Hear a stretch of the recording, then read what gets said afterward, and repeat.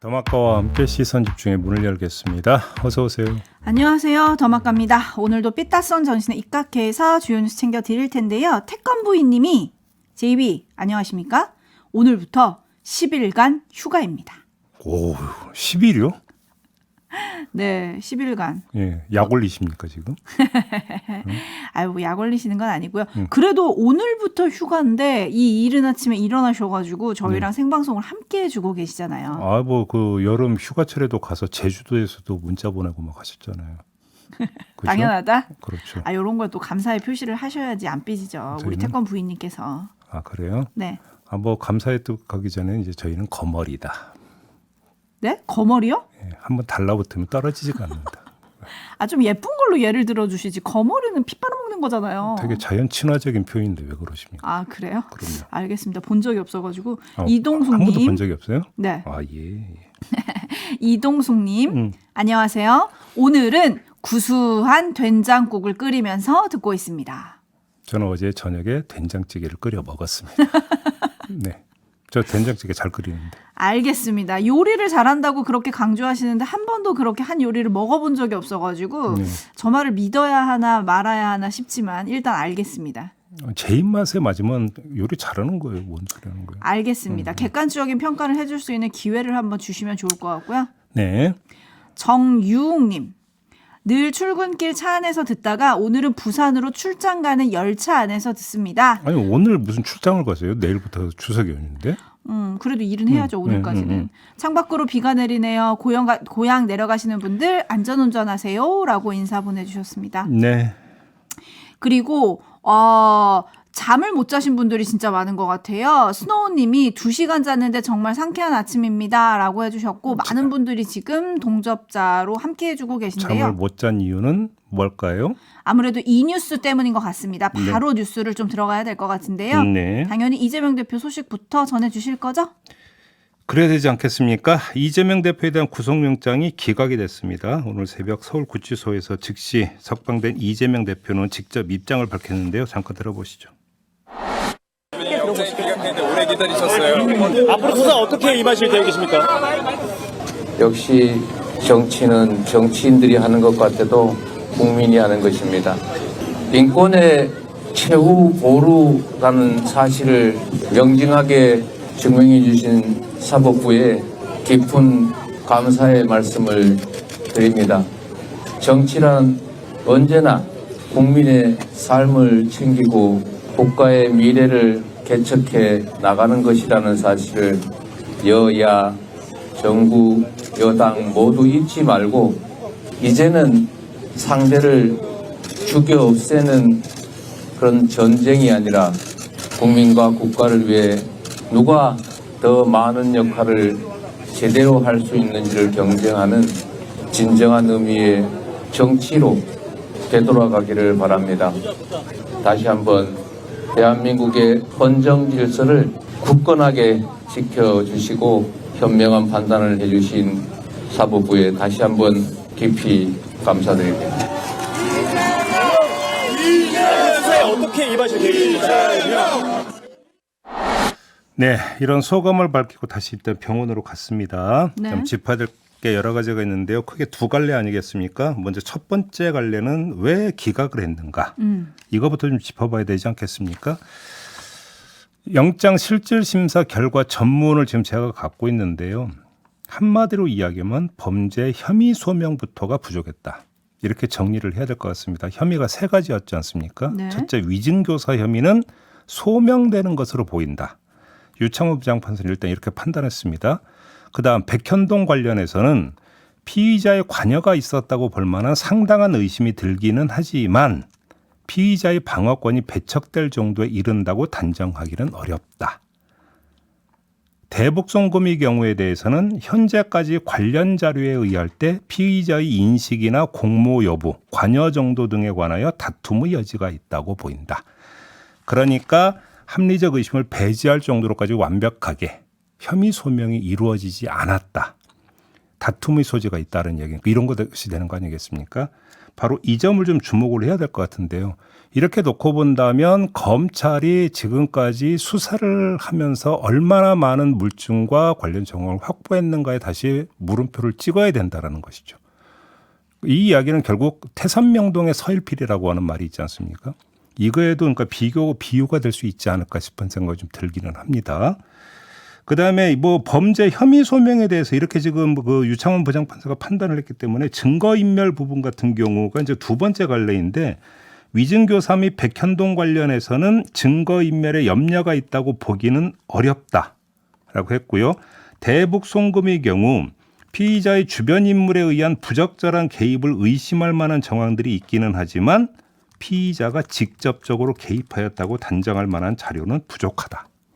이렇게 판단을 했고 피의자가 정당의 현직 대표로서 공적 감시와 비판의 대상인 점 등을 감안할 때 증거인멸에 염려가 있다고 단정하기는 어렵다. 이렇게 판단을 했다라는 겁니다. 그래서 범죄 혐의 소명도 부족하고 증거인멸의 우려는 이 나중에 종합판에서 어떻게 얘기했냐면 증거인멸 염려의 정도라고 표현을 했는데 정도가 높지 않다. 이렇게 판단을 한 것이죠. 그래서 기각을 했다는 것이 되니까 자, 이 기각 사유에 기초해서 본다면 검찰이 역풍을 맞을 가능성을 배제할 수가 없다. 이렇게 정리를 해야 될 것 같습니다. 네, 그래서였을까요? 검찰도 꽤 빠르게 입장문을 냈습니다. 네. 주변 인물에 의한 부적절한 개입을 의심할 만한 정황을 인정을 하면서도 증거인멸 염려가 없다고 하는 것은 앞뒤가 모순된 것이다.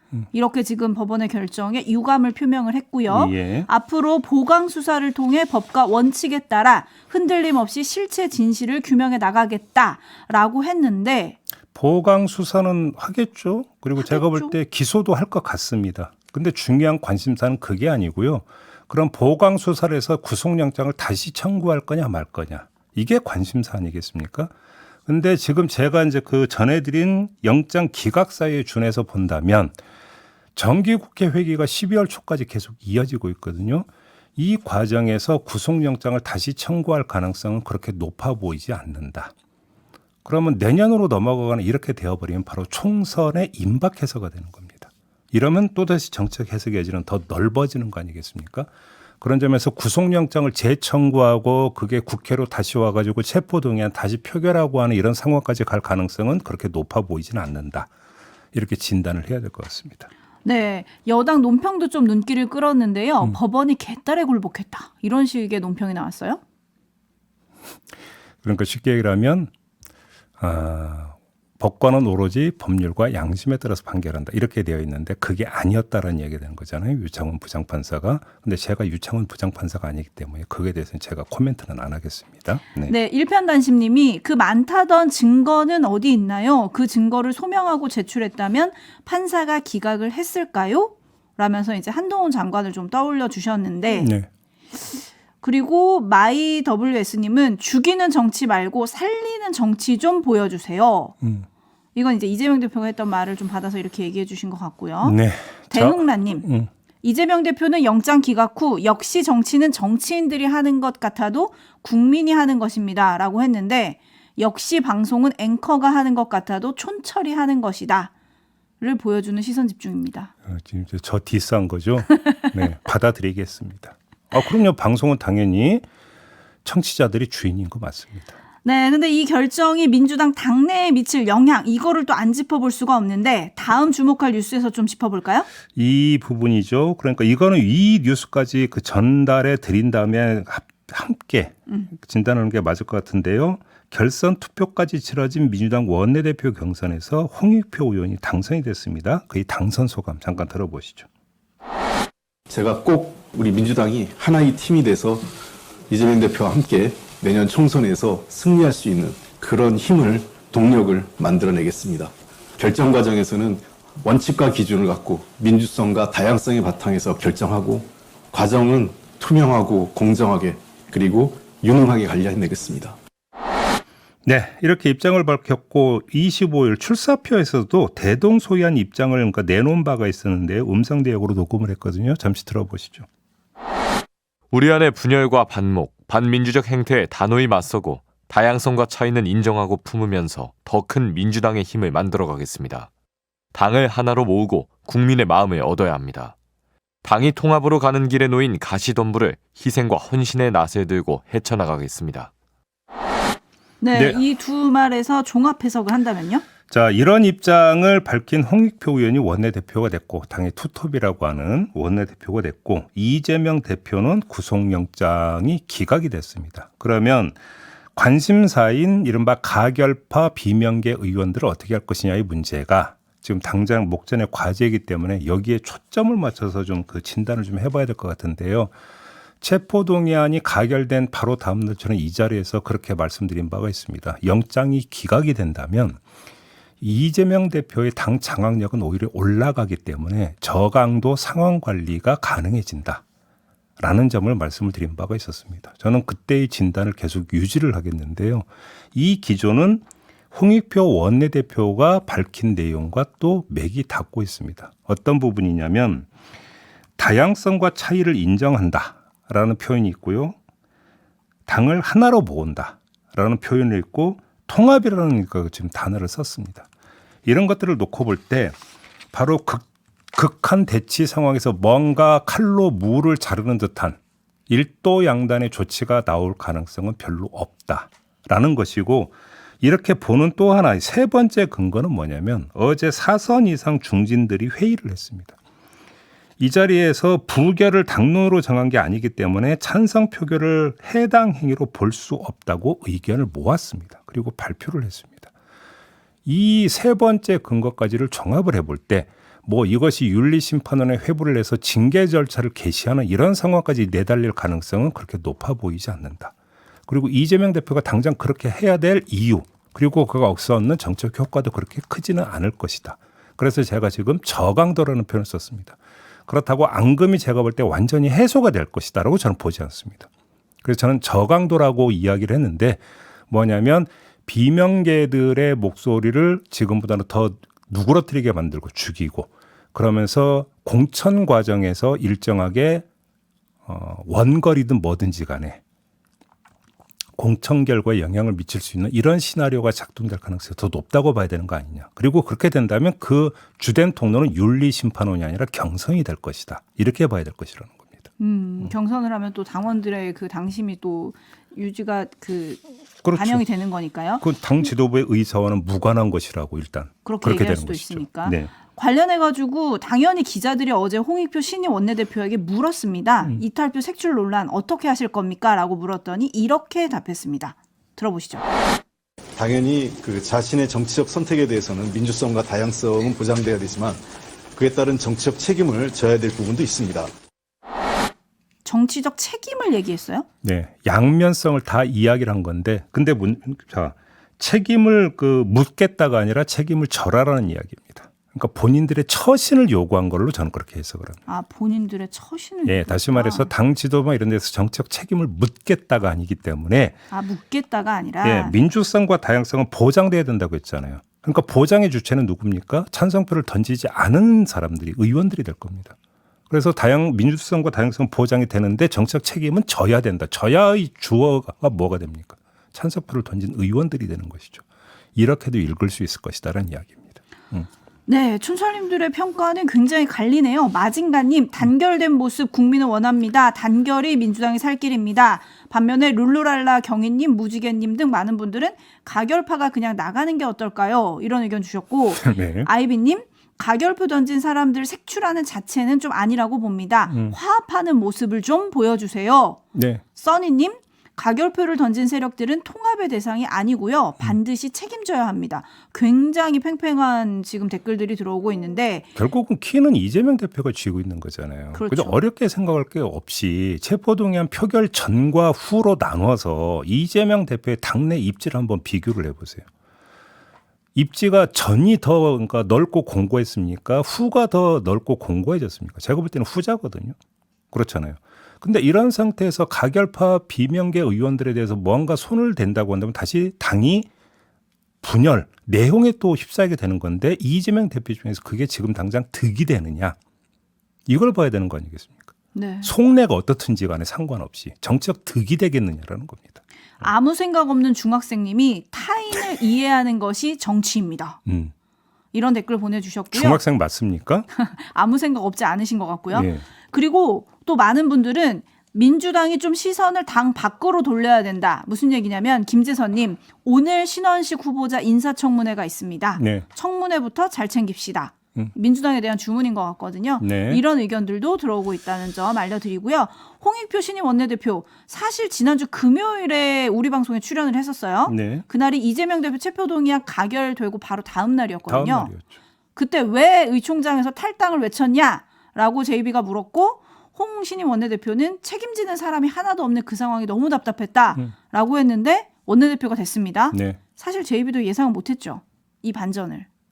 아, 홍익표 의원이 원내대표가 되는 건 네. 저는 다른 코너에서 이미 얘기했었어요. 그건 귀신도 모른다. 원내대표 선거는. 네, 제 일관된 입장입니다. 됐습니까? 네. 네. 아무튼 오늘 오전에 아마 의원총회가 있다는 보도가 있던데요. 있습니다. 최고위도 있고요. 바로 이어서 의총도 있습니다. 제가 볼 때는 의총 분위기를 한번 좀 봐야 될 것 같습니다. 그걸 보면은 대충 이제 이 구성영장 기각 이후 당이 어느 이제 그 분위기가 그러니까 조성이 돼서 어떻게 갈지가 대충 가늠이 되지 않겠습니까? 좀 일단 의총을 좀 보도록 하죠. 의총 전에 저희 잠시 후 2부와 3부에서 또 민주당 인사들과의 인터뷰가 있으니까요. 거기서도 잠깐 좀 짚어보지요. 네네. JB타임즈 다음 주목할 뉴스 어떤 겁니까? 제주지방법원 제사형사부가 어제 4.3 사건 일반재판 수형인인 고 황우길 씨 등 20명에 대한 재심 결과 모두 무죄를 선고했습니다.